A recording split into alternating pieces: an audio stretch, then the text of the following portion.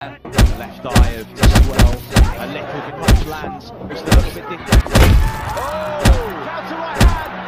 Brunanito to the set all eyes on. Sa kasagsagan at katanyagan ngayon ang tinuturing na The Monster ng bansang Japan na sina Uya Inoue ay nakakalungkot kasing sabihin na walang Pinoy na boksingero ang talagang gigiba sa hapon na ito. Hindi po kasi natin masasabi na kakayanin pa ni Casimero ang makipagsabayan sa lakas ng hapon na ito dahil sa kung atin po kasi ngayong titignan ng iba't ibang aspeto ng kanilang katayuan ay naririto na itong si Inoue sa kanyang prime, samantala itong si Casimero ay palipas na ang kalakasan at kasalukuyang wala pang sinasagawang mga laban. Sapagkat napaka-importante po kasi para sa isang boksingero ang may ginagawang laban. Para sa gayon nga ay manatiling 100% kondisyon ng katawan na handa sa mabibigat na laban. At ang magpapatibay po nito ay ang katulad po ng naging performance itong si Casimero sa kanyang mga nagdaan na laban na madali na lamang maubusan ng hangin at kadalasang hinahapo sa kalagitnaan ng laban. Kaya naman po ay kung ganitong Casimero ang makikipagpitpitan dito kay Inoue ay siguradong hindi po mananalo sa laban ng ating kababayan. Pero alam niyo po ba mga idol na may laban itong si Inoue, nakamuntika na siyang matalo sa Pinoy. At ito na nga po ay ang unang laban nila ng ating kababayan na si 4 Division World Champion Nonito the Filipino Flash Donaire, na kung saan sa kalagitnaan po ng laban ay nayanig po ng husto itong si Inoue pagkatapos tamaan ang mga direktang mga suntok nitong si the Filipino Flash Donaire. Inamin po noon ni Inoue na kung sakali kunong nasundan pa nitong si Donaire ang kanyang nagawang suntok na iyon ay maaring doon na natapos ang karera ni Inoue. Dahil sa ang suntok po sina ito ay ang nakapagpabago kay Inoue dahil sa nabiyak na orbital bone dahil sa lakas ng suntok na binato nitong si Nonito Donaire. Kaya naman para mabalik po tayo sa pinangyarihan ay kaya naman ihahain ko po sa inyo ang highlights ng kanilang naging unang sagupaan. Pero bago po tayo mapunta sa laban na yan, ay maaari po bang ilagay nyo sa ating comment section ang lugar na kung saan kayo naroroon para sa gayon nga ay malaman ko kung hanggang saan nga ba inaabot ng video kong ito. At syempre shoutout muna tayo sa walang sawa nating tagapanood na si Jenmer Garcia at Clinton Cosido. Represents the younger Verdin over a deck WBA Super 30 seconds. Try and force into his stiff right hand lands outside, but then comes back with that fake too. Both men exchanging. The WBO strap when they go, they were in. Nothing signs for him that if he don't overcommit well with him, bring back for this one. Favour. Stand there. Today, who was the track sector years of his career. Loved him. So many knockouts, 16 catch him off balance. Danair Hurking, open to plant his feet, knows he carries the power. Danair natural unification fight, IPF, that will suit up. It's like that.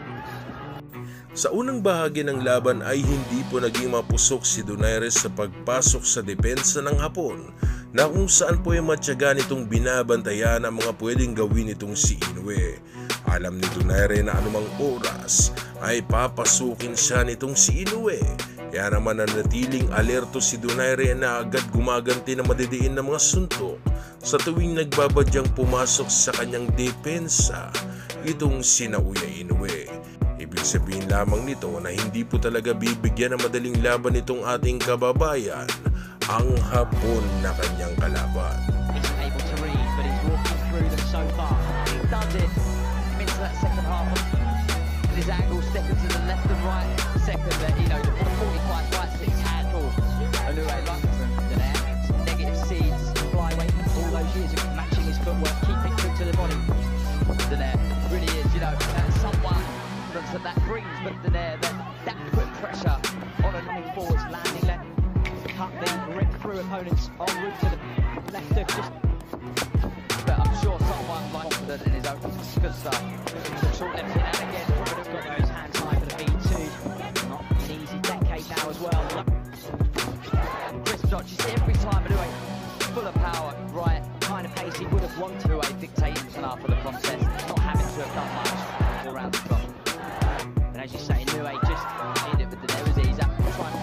Palitan ng malalakas na kombinasyon ng ating nasaksihan na kung saan ay hindi rin nagpapatinag ang Hapon sa lakas ng ating kababayan. Makikitang mas madiin ang mga suntok nitong si Donaire na talaga namang lumalapat sa katawan ni Inoue kung ito ay tumatama. Kaya naman ay in and out na opensa ang ginawa ng Hapon na ito para sa gayon nga ay maiwasan ang mga madidiing suntok nitong ating kababayan.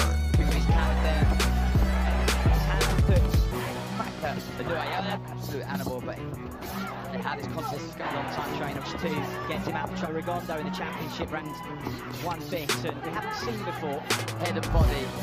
There you go. See the chip over the top of right hand. Through this 5th round, past the test so far. Both of them, and just as we say, the right hand lands, and it's Nolito back with the left foot. And this is Ganesi coming, but his legs are moments to the bell. As you know, check left hook from Ganesi. At this point, because he knows the power comes away, because as we expected it from over a decade, he's had extremely good power. Superb. 5.5 rounds. And the old champion, Grant, given the leather that he's taken to take us into the second half of the fight, way up, just takes one move forward. Quick, very spiked, fair to say. But in the spot for planting his foot, see the patterns of move. Need to notice how the greats have got like Roberto Duran and there maintain that gap. Is thinking, both letting the shot Has gone down. I don't know what the odds would have been on it. Wouldn't have got much though. Anyway, again, and we're managing it so far. Reminds him why his reputation as a puncher is as it is. Uppercut, could that be a problem? Right. right hand, he brings full power in the right hand. Left eye to swell. A little, the punch lands. Just a little bit different. Oh! Counter right hand from Benito. All eyes are on him. Against the battle. Really difficult circumstances. We know every puncher, as Donaire was all those you 100% and definitely with Donaire anyway, firing back and arguing. You've probably got everybody telling classing you as one of them in himself. Down back to Kimmer, this is good stuff from Inoue. inside. Donaire goes a little flat foot. Oh, This is now Inoue's round. Oh, again. He heard Donaire on the right hand. Donaire just inching back for the first time in the round. Inching rounds. Right. Inoue will sense the shots landing. Donaire, love his good stuff. Donaire desperately trying to get back from that. He's yet to hold though.